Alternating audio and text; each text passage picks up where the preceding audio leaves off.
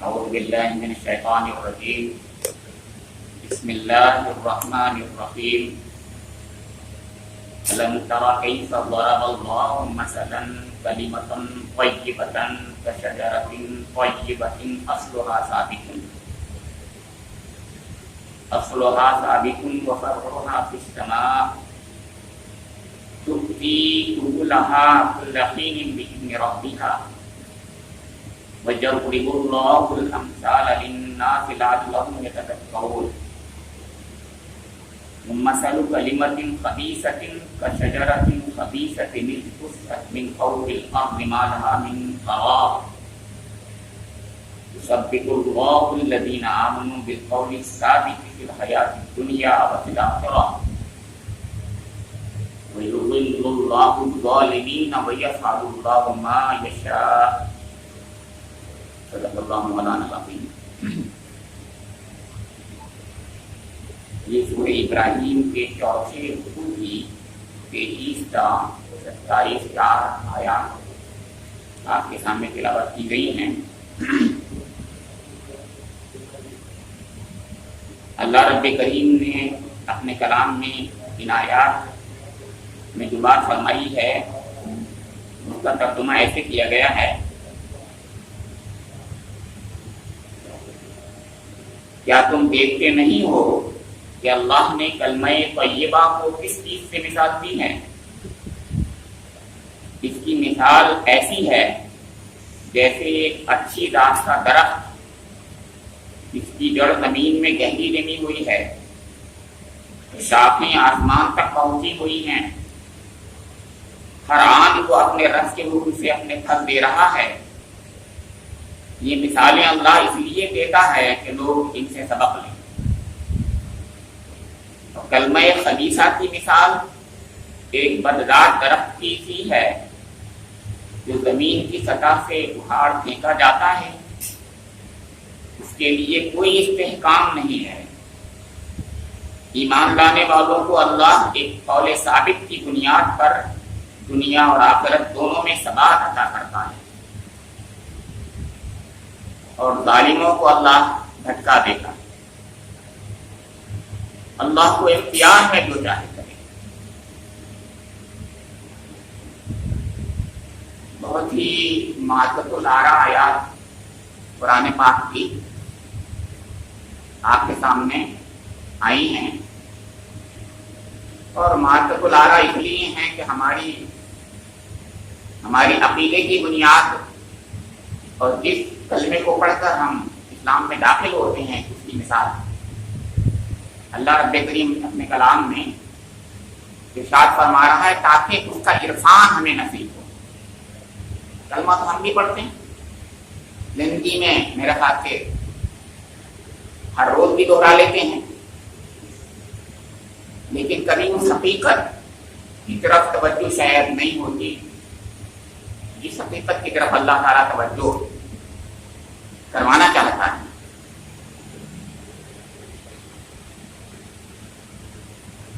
میری زندگی میں بھی سب سے پہلے یہ آیت آئی تھی قرآن پاک کی۔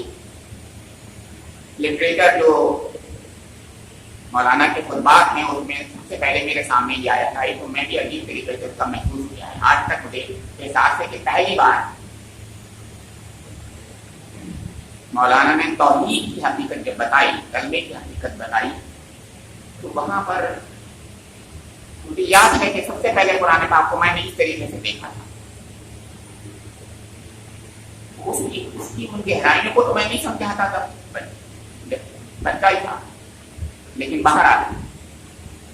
اس کے بعد دھیرے دھیرے کچھ اور باتیں سمجھ میں آئیں، لیکن آپ دیکھیے آج میں کیا باتیں سامنے آتی ہیں۔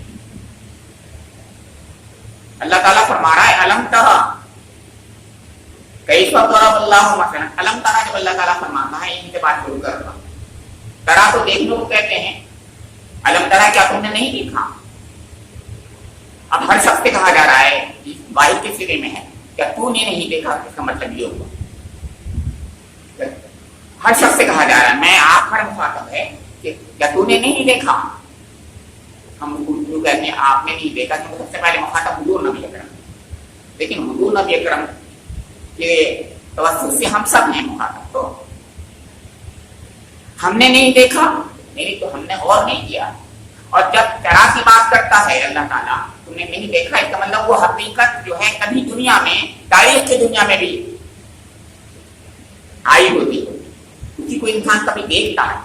ہم نے نہ دیکھا، ہمارے اخلاق میں دیکھا، وہ روایت پرپیچویٹ کر رہی آگے چلی آ رہی ہوگی. مجھے یوں یاد آئی بات، الم ترى کیف فعل ربک باصحاب الفیل. حضور نبی اکرم صلی اللہ علیہ وسلم کی پیدائش سے 50 دن قبل وہ واقعہ ابرہا والا رونما ہوا تھا. تو بہت سے لوگ زندہ بھی تھے، بہت سے لوگ مر گئے تھے، لیکن اللہ تعالیٰ علم تعالیٰ کے حضور نے کہاں دیکھا تھا؟ حضور کی جو ولادت سے 50 دن قبل واقعہ پیش آیا تھا.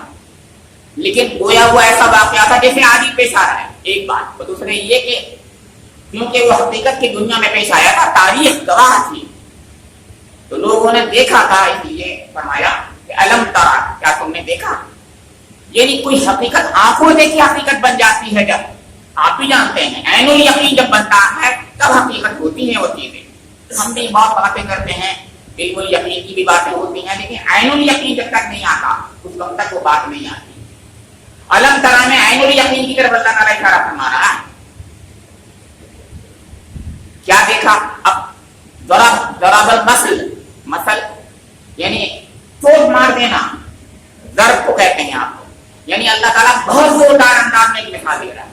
اب یہ دوسری بات آئی، اس سے اندازہ لگائیے قرآن پاک اپنے متن سے کس طریقے سے زوردار انداز میں بات کیا کرتا ہے. تم نے نہیں دیکھا کہ اللہ تعالیٰ ایک مثال پیش کر رہا ہے، ایک مثال دیتا ہے. مثال کیوں دیتا ہے؟ اس لیے کہ انسان جو ہے مثال سے آسانی سے حقیقتوں کو سمجھ جاتا ہے. آپ سیدھے سادے الفاظ میں بات کریں گے وہ آپ زیادہ سمجھ میں نہیں آئے گی. مثال دے دیجیے. ہم بھی ٹیچر ہوتے ہیں، مثال دے دے کے سمجھاتے ہیں اسٹوڈنٹس کو، تو مثال کا طریقہ بہترین ہوتا ہے. قرآن کا ایک اسلوب بھی ہے. آگے بڑھ رہا ہوں. فرمایا کہ اللہ تعالی مثال دیتا ہے یہ کلمہ طیبہ کی.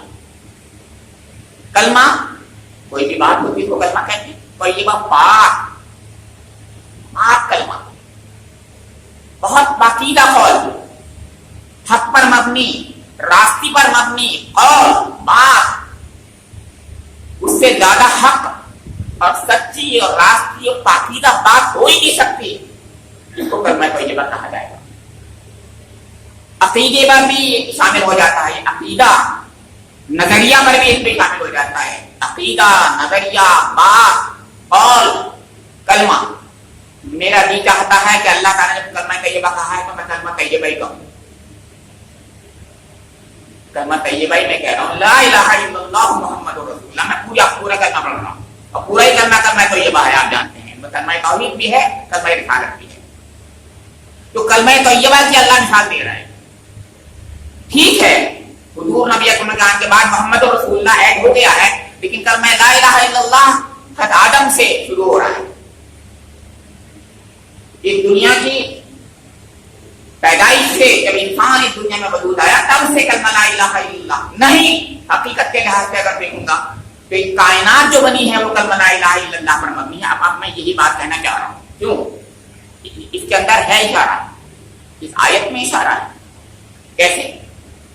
فرمایا اصلها ثابت وفرعها فی السماء. اس کی اصل جو ہے، اصل میں جڑ وہ بہت مضبوط ہے، پاتال میں جمی ہوئی ہے. فروحا، اس کی فرا جو ہے، شاخیں جو ہیں آسمان میں پھیلی ہوئی ہے. مولانا مودودی نے بڑا پیارا اس کی تشریح کی ہے، میں اسی کو لے رہا ہوں. میں عرض کر رہا ہوں کہ اس کی جڑیں جو ہیں وہ میں کہہ رہا ہوں، مولانا نے نہیں کہا، ہو سکتا مولانا یہی کہہ رہے ہوں، میں اپنی زبان بول رہا ہوں کہ قلب مومن میں پیوست ہے. اس کی جڑیں قلب مومن میں پیوست ہیں. جتنا جڑیں اس کی مضبوط قلب مومن میں ہوں گی اتنا ہی یہ بارآور ہو جائے گا، پھل آئے گا. ظاہر ہے غذا مل رہی ہوگی اس کو، اور اس کی غذا اوپر سے بھی ملتی ہے، مولانا امین صاحب اس کو دوسرے انداز سے لیتے ہیں، اللہ رب کریم کی طرف سے ملتی ہے. یہ مولانا مودودی کو یوں بول رہے ہیں کہ آسمان اور زمین کی پوری خلقت گواہی دیتی ہوتی ہے کہ کلمہ طیبہ ہی حقیقت ہے اور سچ ہے. یعنی قوانین فطرت، قوانین اخلاق میں ہم آہنگی ہے. انسان کی فطرت بھی گواہی دے رہی ہوتی ہے، اور جب گواہی دیتی ہے کہ کلمہ طیبہ ہی حقیقت ہے تو گویا کلمہ طیبہ جو ہے انسانی فطرت سے ہم آہنگ ہے، یہ کائنات کی پوری خلقت سے ہم آہنگ ہے. کائنات کس قانون پر بنی ہوئی ہے؟ قانون فطرت کیا ہے؟ حق، توازن، اپنے رب کی جو ہے قدرت، حکمت، ربوبیت کا اظہار کرنے والی کائنات. یعنی کائنات جو ہے اپنے مزاج سے جو ہے یہ گواہی دیتی ہوتی ہے، اور گواہی دے رہی ہے کہ اس کا کوئی بنانے والا ہے. جب ہم کائنات کو دیکھیں یا نہ دیکھیں، وہ خود بتا رہی ہوتی ہے کہ اس کا کوئی بنانے والا ہے، اور ایک ہی بنانے والا ہے، اور بہت ہی پیارا بنانے والا ہے. کبھی آپ بھی کائنات کو بہت بڑی ہے، ہم کیا، ہمارے ساتھ کیا، لیکن چلتے پھرتے دیکھا کریں کائنات. ان پیڑ پودوں کو ہی دیکھا کریں. یہ پیڑ پودے زبان حال سے ہم سے کہتے ہوتے ہیں، اور حقیقت ہماری توجہ ان کی طرف مناسب جبھی ہوتی ہے جب وہ اچھے لگتے ہیں. کیا خوبصورت بیل بوٹے ہوتے ہیں کائنات میں ہیں، ایک خوبصورت پھول ہے. آپ سمجھیں گے میں نے اور آپ نے دنیا میں آرٹیفیشل پھول لگائے ہوئے ہوتے ہیں. ارے اللہ کے اپنے پھول، جنگلی پھول بھی بہت خوبصورت ہوتے ہیں. ہم نے کیا بنایا؟ ہم کیا بنا سکتے ہیں؟ ہم نے انہیں کو ہیبریڈائز کر کے کچھ اور بنا دیا تو بنا دیا، اور کچھ اور کر دیا، رنگ بدل دیے ہوں گے. لیکن حقیقت تو وہی ہے، ہم نے اللہ ہی کی کائنات تھی، اسی کی حسن کو، اس کو بس ہم نے اپنی کوشش سے اور دوبارہ کرنے کی کوشش کی. اب کیا ہے، مجھے اس پر یاد آ رہا ہے علامہ اقبال اپنے بیٹے کو جاوید کے نام جو ہے خط لکھا. اس میں کہتا ہے اقبال کہ خدا اگر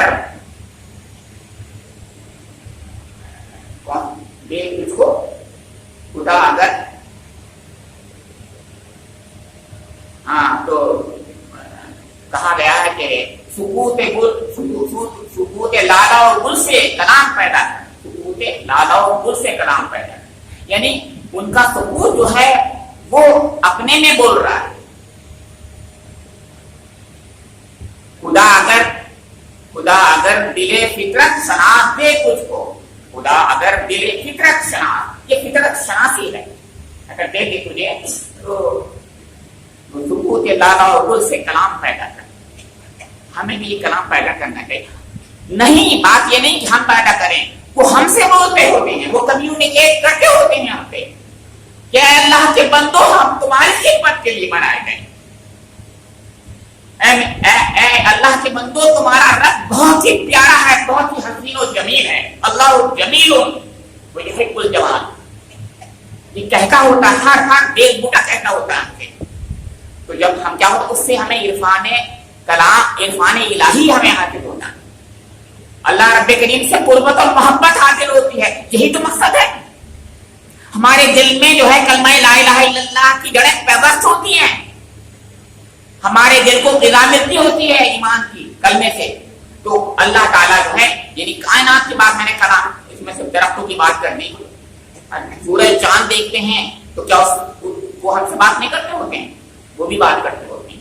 بس یہ ہے کہ ہمارے اندر کوئی صرف شناس دل ہو تو ہم سب سمجھیں گے وہ کیا کہہ رہے ہیں، وہ کیسے خدمت کر رہے ہیں اپنے رب کی، اور یہ کہنا ہے کہ اے اللہ کے بندے تو بھی خدمت کر اپنے رب کی. وہ یہ کہتے ہوتے ہیں تو بھی خدمت کر، تو بندہ بندہ دیتے، ہم بندے بنے ہوئے ہیں. یہ پیغام دیتے ہوتے ہیں، وہ ہر چیز پیغام دیتی ہوتی ہے. تو بہرحال کلمہ طیبہ جو ہے کلمہ توحید ہے، لا الہ الا اللہ ہے، لیکن لا الہ الا اللہ کی دو شاخیں بھی ہیں، وہ رسالت ہے اور آخرت ہے. توحید ہی کی دو شاخیں پڑی ہیں، اس لیے عقائد ثلاثہ بن کر کے پورا کا پورا کلمہ بنتا ہے ہمارا. یعنی 3 عقائد جو ہیں وہ ہیں. اب آپ پوچھیں گے اس کلمے میں 3 عقائد کیسے ہوتے ہیں؟ تو میں نے بتایا پہلے کہ لا الہ الا اللہ تو کائنات کی ہر چیز گواہی دے. آپ نظر سے جو دیکھیں گے تو لا الہ الا اللہ ہی نظر آتا ہوگا. یہ توازن، یہ سورج، یہ چاند، یہ خدمتیں، یہ ہر چیز لا الہ الا اللہ نظر آتا ہوتا ہے. اب وہ جب بولتے ہیں تو کمیونیکیٹ کرتے ہوتے ہیں. تو کمیونیکیٹ رب کریم ہم سے کرانا چاہتا ہے کہ میرے بندے میں ان کے تھرو آپ سے کمیونیکیٹ کر رہا ہوں. ایسے ہی میں نے اپنے بندوں کے تھرو تم سے کمیونیکیٹ کرایا. سمجھ میں آئی بات آپ کی؟ یہ کہنا ہے یعنی یہ درختوں کے تھرو میں تم کمیونیکیٹ کر رہا ہوں. تو سوچو تم کہ جب میں اپنے بندوں کے ذریعے کمیونیکیٹ کراؤں گا تو میں اپنی مرضیات کو بتاتا ہوگا. یعنی میں ایسا ہی نہیں ہوں بلکہ میں چاہتا ہوں کہ میری مرضی بھی اس سے چلو گے تو تم اس کلمے کی حقیقت کو پا کر کے اس کا بہترین پھل پالو گے. اس دنیا میں پھل پالو گے، آخرت میں بھی تمہیں بہترین انعام سے نوازا جائے گا. تو اب اس میں آخرت بھی آ گئی تو رسالت بھی آ گئی. رسالت کمیونیکیشن کا نام ہے. اللہ تعالیٰ ہر وقت ہمیں کمیونیکیٹ کرتا ہوتا ہے. الہامی ذریعے ہوتی ہر وقت کمیونیکیٹ کرتا ہوتا ہے. لیکن سب سے بڑا کمیونیکیشن وہی یہ نبوت ہوتی ہے جو اپنے خاص بندوں کے ذریعے سے ہم تک پہنچواتا ہے. تو کلمہ طیبہ میں اس کی 2 شاخیں جو ہوئی وہ رسالت بھی ہوئی. جیسے میں نے کہا محمد رسول اللہ تو خودیہ کی طرف سے آ گیا ہے اور اس کے علاوہ آخرت بھی اس کے اندر آتا ہے. یعنی جب اس کی مرضیات ہیں تو میرا رب یہ چاہتا ہے کہ میرے بندے میری مرضیات پر چلے گا تو تجھے انعام دوں گا میں. اسی لیے اس نے یہ کہا سورہ نام میں کتب علی نفسہ الرحمہ لیجمعنکم الی یوم القیامۃ لا ریب فیہ. اللہ تعالیٰ نے اپنے اوپر رحمت کو لازم کر لیا ہے. اسی لیے وہ قیامت کو قائم کرے گا. رحمت کو انصاف کہتا تو بات صحیح تھی. رحمت کو لازم کر لیا یعنی اللہ تعالیٰ سب سے زیادہ یعنی آخرت کو قیامت کو برپا کرنے کا مقصد یہ بتاتا ہے کہ میں رحمت کا اظہار کروں گا. اس دنیا میں رحمت میری پوری طریقے سے ظاہر ہی نہیں ہو سکتی. تو میں چاہتا ہوں کہ ایک دن ایسا آئے کہ اپنی رحمت کا میں پورا کا پورا اظہار کر دوں جتنا بھی کر سکتا ہوں. تو وہاں بھی جنتوں میں جو اللہ تعالیٰ جس طریقے سے اپنی رحمت کا اظہار کرے گا وہ کہتا کہ میرے بندے تو نے باہر آ مجھے خوش کر دیا تو لے. تو کلمہ طیبہ کی مثال فرمایا کہ ایسی ہے کہ اس کی جڑیں جو ہیں زمین میں بہت مضبوطی سے گڑی ہوئی ہیں اور آسمان میں اس کی ساخیں پھیلی ہوئی. یہ زمین سے بھی غذا پاتا ہے اور آسمان سے بھی غذا پاتا ہے. اب زمین سے غذا پاتا ہے یہ میں نے جب اس کو قلب مومن کہا تو قلب مومن میں یعنی قلب مومن جو ہے اس کو سیکھتا ہے. پھر یہ دنیا میں قلب مومن اس کلمے کو اپنے لحاظ سے سیکھتا ہے. بندہ ہو کر بھی سیکھتا ہے. بھارت اللہ تعالیٰ کہتا ہے ٹھیک ہے جب وہ سیکھتا ہے اس سے جو درخت نمودار ہوتا ہے اس کا ہم بھی جانتے ہیں کیا ہوتا ہے. جب یہ کلمہ طیبہ اس کی زندگی میں ایک شجر جو شجر بار آور ہوتا ہے اور فرمایا کہ تؤتی اکلہا کل حین باذن ربھا. ہر لمحے ہر گھڑی ہر فصل میں ہر زمانے میں یہ پھل دے گا. ہر زمانے میں پھل دے گا. ایسا درخت ہے یہ. تو اب درخت اور پھل دے. درخت کا کام یہ ہے کہ پھل دے. ہم نے اپنے سائنس میں یہ پڑھا کہ سب ہر ایک کے اندر خودغرضی ہوتی ہے. ہاں ہوتی ہے. کیا ہوتی ہے خودغرضی؟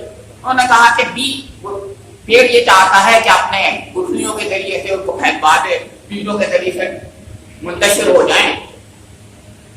تو یہ چھوٹی سی باتیں ہیں تمہاری انسان اور شیطان کے سوچنے پر. تم نے خود گھر بھی بنا دیا انسان کو اور اس کے علاوہ کوئی اور ڈھنگ تمہاری اچھی بات آتی نہیں.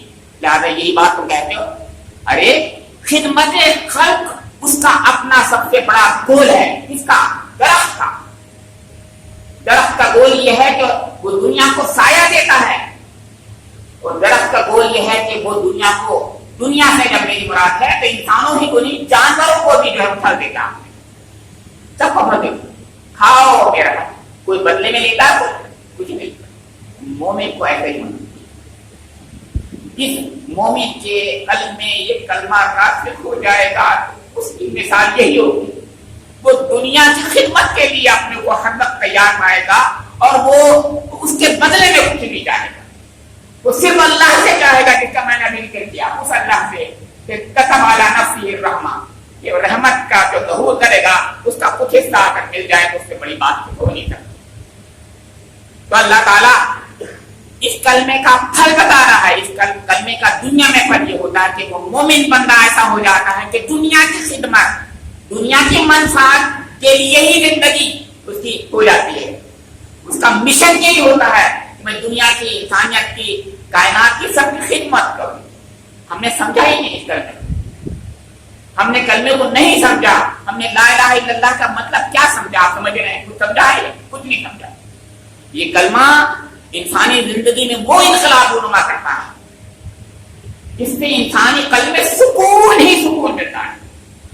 ابھی حالانکہ سوشل میڈیا پہ آیا ہے، کل ہی کی بات ہے، کل ایک پوسٹ میں نے پڑھی، کل کی بات کر رہا ہوں کہ اس ہندوستان میں سب سے زیادہ ہارٹ کی پرابلم کی سب سے کم جو مسلم ریلیجن کے لوگ ہیں، میں مسلمان ہیں، سب سے کم لوگ وہ تو گوشت بھی کھاتے ہیں، اور گوشت کے بارے میں ہم جانتے ہیں، میڈیکل سائنس بھی کہتی ہے کہ اس سے جو ہارٹ اٹیک پڑتا ہے، ہم لوگ سب جانتے ہیں، ہم لوگ وہ گوشت کھاتے ہیں پھر بھی ہارٹ اٹیک کی پرابلم، ہارٹ کی پرابلم کم ہے ان کی، کیوں؟ آپ نے سوچا کبھی؟ صرف ایک ہی چیز ہے، وہی ان کے اندر ایک ایمان ہے جو کہ ٹوٹا پھوٹا ایمان ہے۔ اگر اصلی ایمان ہوتا تو کیا ہوتا؟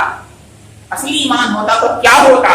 یعنی جب کہ وہ نماز بھی بیچارے ایک جمعے میں جمعہ پڑھتے ہیں، تو اگر وہ وقتہ نمازی ہوتے اور دل کی گہرائیوں سے نماز پڑھتے ہوتے تو کیا بات ہوتی؟ تو جب ایک مومن صرف کلمہ لا الہ الا اللہ پڑھ لیا ہے اس نے اور بس سمجھ لیا ہے کہ میں اللہ کا بندہ ہوں، اس سے ان کا دنیا میں اتنا بڑا فائدہ ہو رہا ہے کہ ہارٹ اٹیک کی پرابلم سب سے کم مسلمانوں میں ہے، اور بتایا سلام میں بودھ میں اتنی ہے، کرسچن میں اتنی ہے، اور سکھوں میں سب سے زیادہ ہے۔ باہر انہوں نے ڈیٹا دیا ہے، میں یاد کر رہا ہوں، میں سوچنے لگا ایسا کیوں ہو رہا ہے، مجھے تو وجہ نہیں بتائی لگی، مجھے تو یہی لگا کہ بھائی کلمہ مسلمان ہی تو ہے، کلمہ تو پڑھتا ہے اور کیا ہے اس کے علاوہ، اور کلمہ پڑھتا ہے صرف، اور کلمہ بھی جانا کیسا پڑھتا ہے آپ بھی جانتے ہیں، ہم بھی جانتے ہیں، ہم جو پڑھ رہے ہیں ٹوٹا پھوٹا ہم بھی جانتے ہیں، لیکن ہاں کچھ نہ کچھ دل میں کچھ ہے، کچھ نہ کچھ کو پڑھائیے،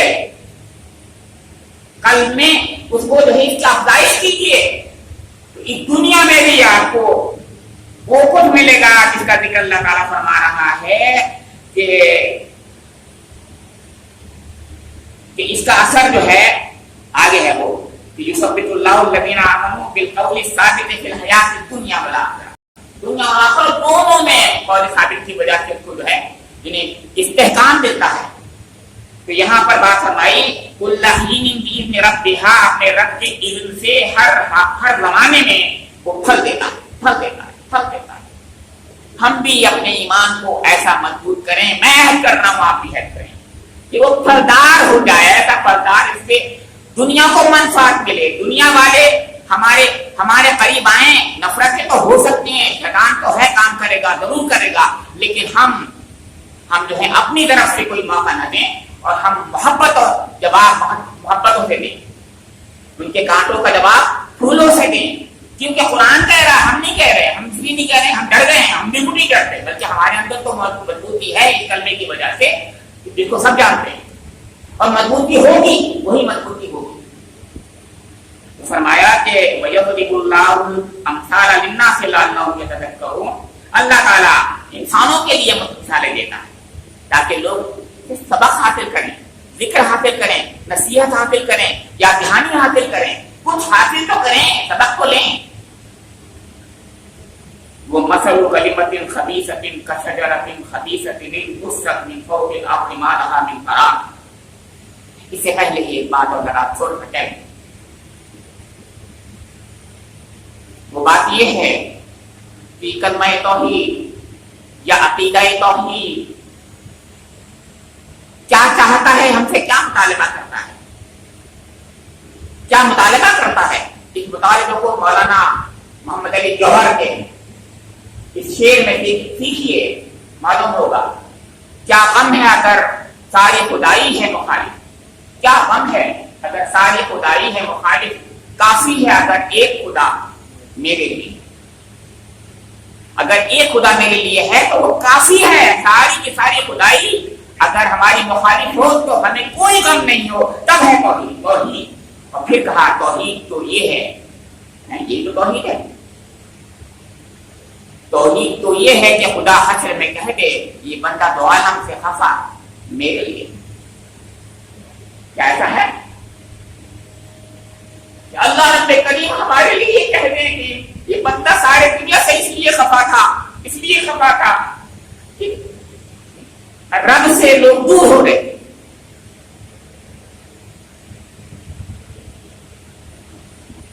سب دور ہو رہے تھے، میرے لیے خفا تھا، کسی کے لیے نہیں خفا تھا، اس کا کوئی اور مقصد نہیں تھا، صرف میری وجہ سے ناراض تھا دنیا والے۔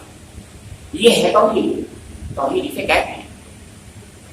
اسی لیے میں ایک بات آخری وہ بھی ایک بات کی سائڈ شیئر کرتے ہوئے کہوں گا یہاں پر، وہ یہ ہے یہ دور اپنے براہین کی تلاش میں ہے، صنم کدا ہے جہاں لا الہ الا اللہ، یہ لا الہ الا اللہ ہے، یہ اپنے دور کے براہین کی تلاش میں ہے، وہ براہین جو آگ میں گر گئے، کود گئے، یا جو بھی کہیے ان کو گرا دیا گیا، لیکن انہوں نے حضرت جبرائیل علیہ السلام نے بھی کہا کوئی مدد کی ضرورت ہے، تفسیروں میں آتا ہے، انہوں نے کہا نہیں یہ رب ہے، چاہے گا جیسا چاہے گا وہ کرے، میں سمجھتا ہوں اچھے کرے گا، میں کب مانگ لو گا، ہم مانگوں ابھی نہیں، میں کیوں مانگوں، میرا رب نہیں جانتا کیا، مجھ سے زیادہ جانتا ہے وہ۔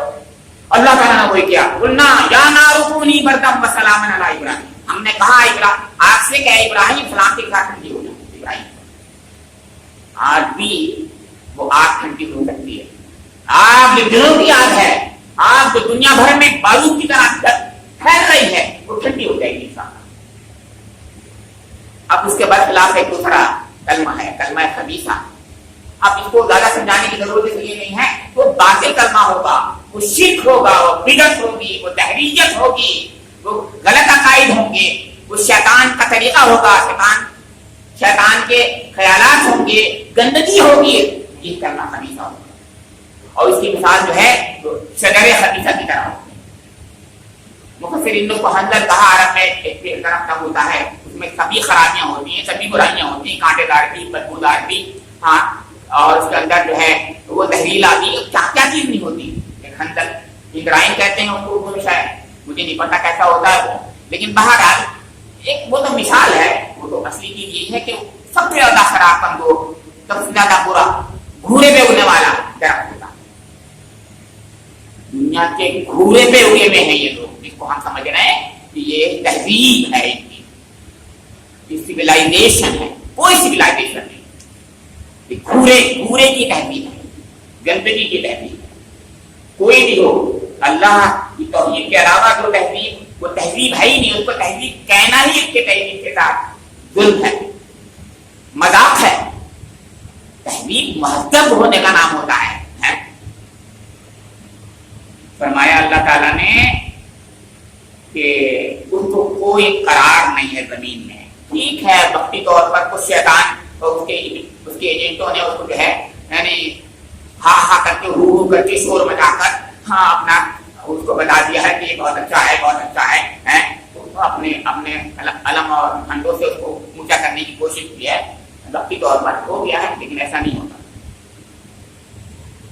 مطلب کہنے کا یہ ہے، ہمارے مولانا نے کہا کیونکہ ابھی وہ ہاتھ نہیں آیا ہے جس کو ہاتھ پھینکتا، جس وقت وہ ہاتھ آئیں گے تو یہ کلمہ خبیثہ آسانی سے اوپر سے جائے گا۔ آج ضرورت ہے اس ہاتھ کی ضرورت ہے کہ جو اس کلمہ خبیثہ کو اکھاڑ پھینکے۔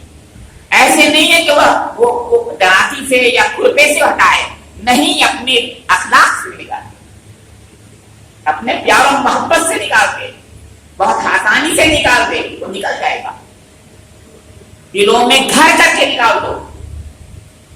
بہترین طریقہ جو ہے اخلاق کا قرآن نے کہا ہی ہے، وَمَنْ أَحْسَنُ قَوْلًا مِّمَّنْ دَعَا إِلَى اللَّهِ وَعَمِلَ صَالِحًا وَقَالَ إِنَّنِي مِنَ الْمُسْلِمِينَ وَلَا تَسْتَوِي الْحَسَنَةُ وَلَا السَّيِّئَةُ ادْفَعْ بِالَّتِي هِيَ أَحْسَنُ فَإِذَا الَّذِي بَيْنَكَ وَبَيْنَهُ عَدَاوَةٌ كَأَنَّهُ وَلِيٌّ حَمِيمٌ، تمہارے ان کے درمیان میں جو عداوت ہے، دشمنی ہے، وہ جگری دوست بن جائے گا اگر تم نے اس کی دشمنی کا جواب دوستی سے، محبت سے، پیار سے، کانٹوں کا جواب پھول سے دے دیا۔ ظاہر بڑی چیز ہے، قربانی ہے۔ وما يلقاها الا الذين صبروا وما يلقاها الا، نہیں کر سکتا کوئی انسان جب تک صبر نہ ہو، نہیں کر سکتا جب تک اللہ تعالیٰ بڑا حسین نہ دے، بہت بڑی توفیق نہ دے۔ ہاں تو فرمایا اللہ تعالیٰ نے یثبت اللہ الذین آمنوا بالقول الثابت فی الحیاۃ الدنیا وفی الآخرہ، اللہ تعالیٰ ایمان لانے والوں کو اس قول ثابت کی بنیاد پر دنیا اور آخرت دونوں میں ثبات عطا کرتا ہے۔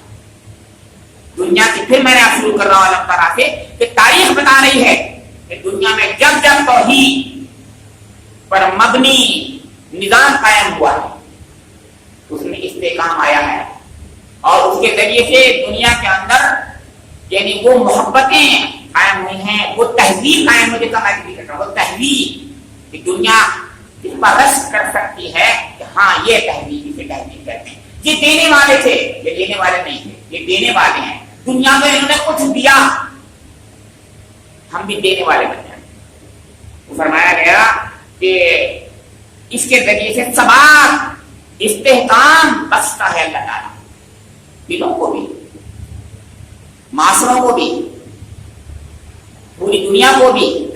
دنیا میں بھی استحکام اور امن و چین اور سکون ملتا ہے، اور اس دنیا کی زندگی میں بھی انسان جو ہے بہترین زندگی گزارنے اور سکون سے زندگی گزارنے کے قابل ہو جاتے ہیں، اور چاہتے ہیں کچھ لوگ کہ ہاں یہی ہو۔ آپ کو یاد ہوگا کہ ہمارا سالار، اسلام کا سالار جو ہے، اس بنا پر کہ وہ یہاں پر اس سے حکم دیا گیا ہے تم یہاں سے چلے جاؤ۔ عیسائی ہیں وہاں کے لوگ، رومی ہیں سلطنت وہاں کی، جن پر فاتح ہوا ہے، وہ جب جا رہے ہیں تو عیسائی لوگ ہیں، کیا آپ جا رہے ہیں؟ آپ جیسا تو حکمراں کوئی ہو ہی نہیں سکتا، جبکہ ان کا مذہب وہ تھا، عیسائیت تھی، لیکن اس کے باوجود وہ رو رہے تھے۔ تو ایسے ہی بن جانا اللہ تعالیٰ چاہتا ہے۔ اب فرمایا اللہ تعالیٰ نے کہ نہ صرف دنیا میں بلکہ آخرت میں بھی اس قول کا اثر ہوتا ہے۔ آخرت میں تو ہوتا ہی ہے، اس میں تو ہمارا یقین ہے ہی، ہم تو بلکہ آخرت کے لیے کر رہے ہیں۔ دنیا میں ملے یا نہ ملے، ہمیں تو صرف اور صرف آخرت چاہیے، ہمیں آخرت چاہیے، ہمیں اللہ کی رضا چاہیے۔ وہ دنیا میں اس کا ایک ذرہ مل جائے تو کافی ہے۔ ہاں ہمیں اصلی جو انعام چاہیے تو اللہ تعالیٰ کے ہاں وہاں چاہیے جو آخری ابدی ہمیشہ کی زندگی ہے۔ اس کے برخلاف یضل اللہ الظالمین، ظالمین جو ہے اللہ تعالیٰ کو بھٹکا دیتا ہے۔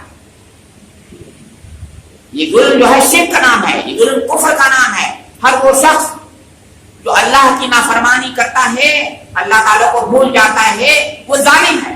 سب سے بڑا ظلم شرک ہے، کفر ہے، دہریت ہے۔ اللہ کا انکار کر دینا، کسی کے لیے انکار کر دے، اس سے بڑا ظلم کوئی ہے ہی نہیں۔ تو فرمایا کہ اللہ تعالیٰ ایسے لوگوں کو اور بھٹکا دیتا ہے، ان کے عمل رائجاں جاتے ہیں، وہ جو کچھ بھی بظاہر نیک کام کرتے ہیں وہ بھی ختم ہو جاتے ہیں، ان کے خون بیکار ہو جاتے ہیں تب۔